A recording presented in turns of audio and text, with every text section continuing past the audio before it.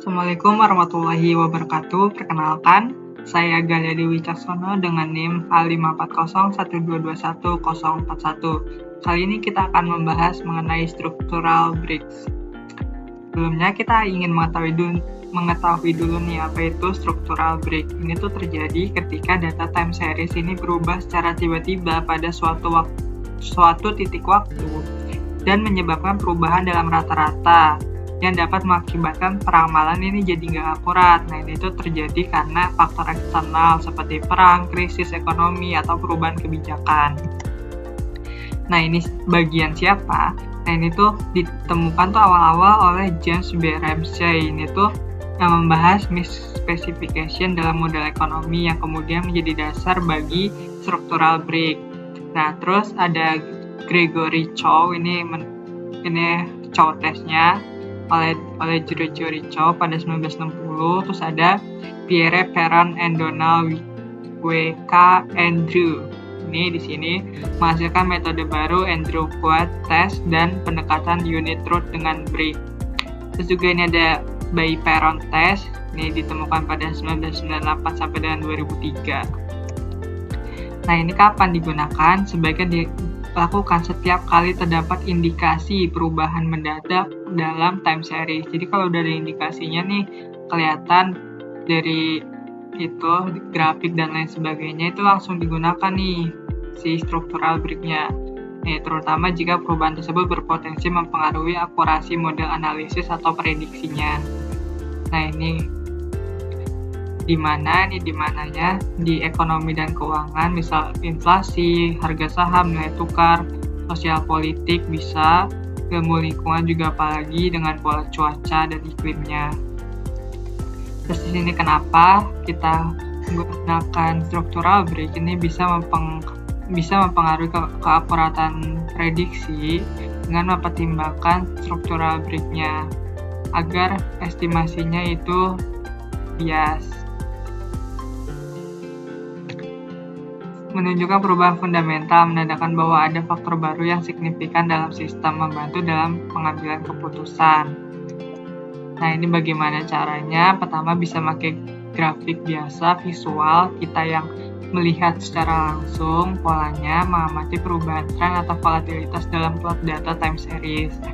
Yang kedua, dengan metode statistik, tadi ada Chow test, Chusum-Ki, untuk mendeteksi perubahan parameter dalam model. Cara mengatasinya, pertama dengan menggunakan dummy variable untuk menandai perubahan struktural dalam model. Yang kedua, menerapkan model khusus seperti threshold model atau Markov switching model untuk menangani perubahan bertahap atau tiba-tiba dalam parameter.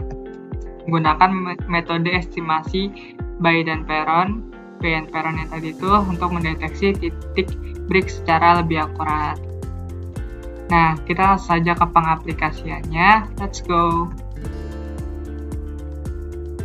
Ini kita sudah ada di dalam software RStudio. Kita akan melakukan ujinya. Pertama kita masukin aja datanya.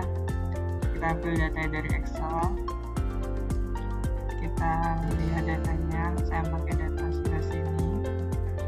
Kita ganti. Ini karena datanya reksadana syariah. Aku tulis saja rek di sana, gantinya ke numerik karena ini angka numerik. Setelah itu kita impor, setelah itu kita klik R-script-nya.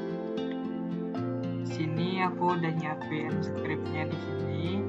Nah, ini adalah package yang kita gunakan, struktur dan time series. Sini kalau belum ada paketnya, belum diinstal, bisa diinstal dulu di bagian sini install. Tapi kalau sudah, tinggal dipanggil aja menggunakan library. Dua-duanya langsung dipanggil aja. Setelah itu masuk ke data yang kita jadikan time series. Di sini kita mau time seriesnya ini variabelnya X. Terus datanya dimulai dari 2020 sampai dengan 2022 dengan frekuensinya itu ada 12. Frekuensinya kita bulanan. Lalu kita jalankan saja di sini. Kita jalankan aja di sini 12. Nah, setelah itu kita akan membuat plot dari time series yang sebelumnya. Kita dataran aja lagi. Nah, di sini udah terlihat plotnya. Ini terlihat kalau dari sini juga sudah terlihat adanya structural break ya teman-teman, karena di sini patah naik, terus di sini lebih stabil sedikit naik lagi, dan di sini sangat terlihat structural break-nya dari yang di atas langsung turun tajam drastis ke bawah, menandakan di sini ada structural break-nya gitu. Nah, terus kita juga bisa menggunakan fungsi ini untuk mencari titik perubahan dalam rata-rata dari deret waktunya. Jadi coba kita run aja. Oke, setelah itu kita lihat hasilnya di summary.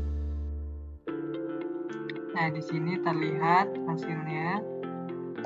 Bisa kita tutup aja biar kelihatan panjang sebelah sini.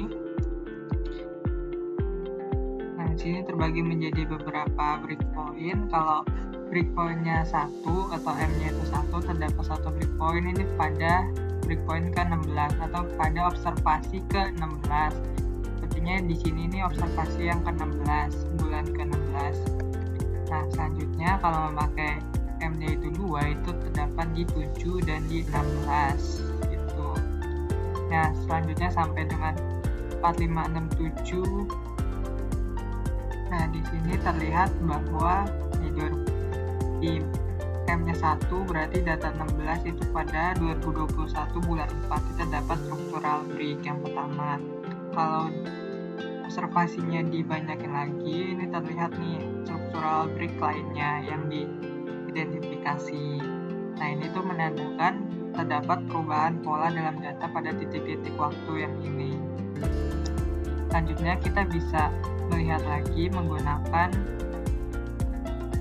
ini koefisien dari Y-nya. Kita coba cek. Nah, di sini ini menampilkan rata-rata atau indeksnya pada setiap segmen periodenya. Dengan 2020 sampai dengan bulan 1 sampai dengan 7 ini 58 580. Nah, selanjutnya yang bulan 8 sampai dengan bulan 1 tahun berikutnya ini terjadi peningkatan secara signifikan, terdapat structural break yang naik. Selanjutnya dari 2021 bulan 2 di bulan selanjutnya sampai dengan bulan keempat nih masih naik nih sedikit-sedikit, masih meningkat.